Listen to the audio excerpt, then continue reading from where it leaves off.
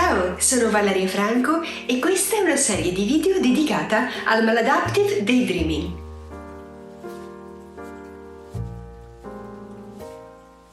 Oggi vi leggerò una lettera che mi è stata mandata per email da una Maladaptive Daydreamer, cioè una fantastica attrice compulsiva, che ha scelto di rimanere anonima. Prima però devo fare una premessa. Con la nostra associazione APS Maladaptive Daydreaming Italia stiamo tenendo a cadenza regolare ogni 10 giorni degli incontri di gruppo, virtuali, online. Questi incontri si chiamano Insieme oltre i sogni e servono a dare un supporto ad affiancare i Maladaptive Daydreamers nel loro percorso. Ad ogni mese di frequenza si riceve un piccolo premio come incentivo all'impegno personale verso se stessi. La lettera che vi leggerò è proprio nata all'interno di questo ciclo di incontri. Giusto o sbagliato? Nella giungla di informazioni in cui viviamo, molte volte è davvero difficile trovare risposte attendibili e coerenti. Le contraddizioni, le discordanze, le varie prese di posizione sono presenti quasi in tutti i temi della vita, da quelli più semplici come una dieta alimentare a temi più impegnativi quali salute, religione, politica. Spesso tutto sembra il contrario di tutto. Proprio qualche giorno fa mi sono trovata a leggere un articolo che, parlando del tradimento, asseriva: non dovremmo etichettare come gravissimo o disastroso una cosa così normale, al massimo va considerata come una piccola avversità che fa parte della natura. E continuava dicendo: nessuno appartiene a nessuno e nessuno ha bisogno di nessuno, quindi non farne un dramma. Dall'altra parte troviamo innumerevoli articoli, libri e offerte d'aiuto per superare un evento considerato da molti psicologi traumatico, il tradimento. Insomma, alla fine non sai se è sbagliato oppure no, non sai se starci male oppure no. Quindi, il Maladaptive Daydreaming è giusto o sbagliato? Anche sotto questo tema troviamo pareri molto discordanti. Qualche settimana fa ho fatto un sondaggio nel gruppo Facebook Maladaptive Daydreaming Italia a proposito del rapporto degli utenti con il Maladaptive Daydreaming. Il sondaggio rivelava che dei partecipanti 50 volevano ridurlo, 39 volevano smettere, 20 controllarlo a piacimento, mentre 17 non volevano smettere affatto. Insieme a questi dati, spesso leggiamo esperienze di vita che da una parte attestano che il Maladaptive Daydreaming abbia rubato energie, desideri e felicità, dall'altra parte che senza di esso l'esistenza sarebbe stata un inferno.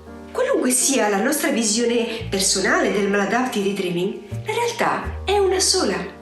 Il Maladaptive Daydreaming è una dipendenza. Sta a noi decidere se sbarazzarcene oppure no. È vero che lo stesso tipo di dipendenza ha effetto diverso da persona a persona.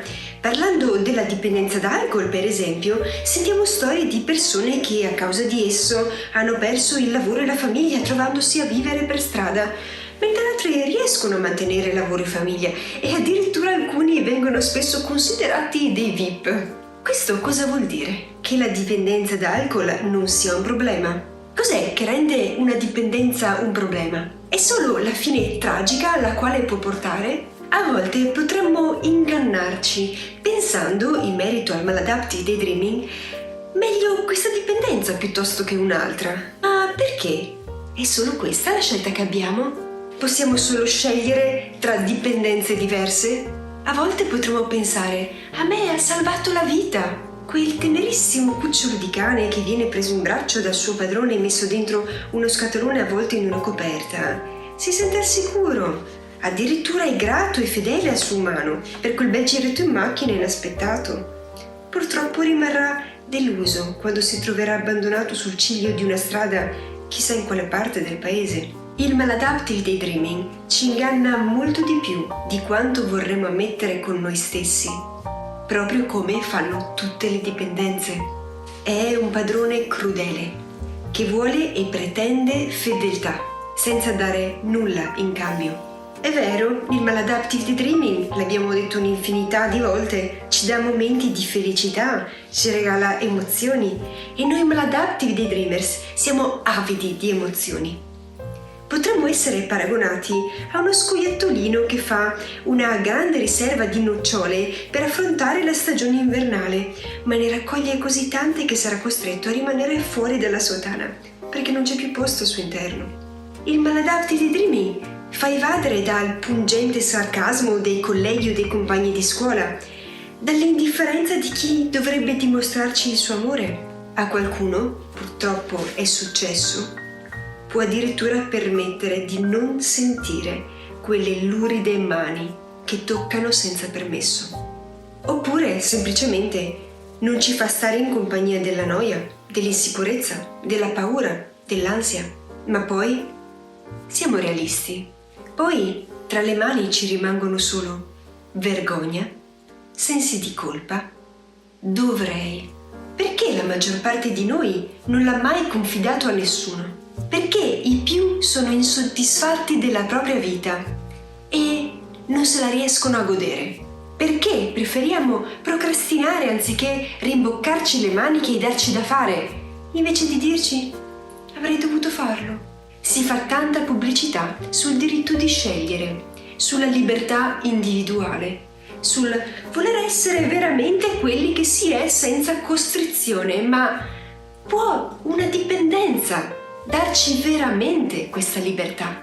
In uno dei bellissimi incontri fatti con l'associazione, una ragazza ha detto una frase che mi ha colpita dritta al cuore. E la frase è: questa dipendenza ti ruba il tempo ed il tempo ti ruba la vita.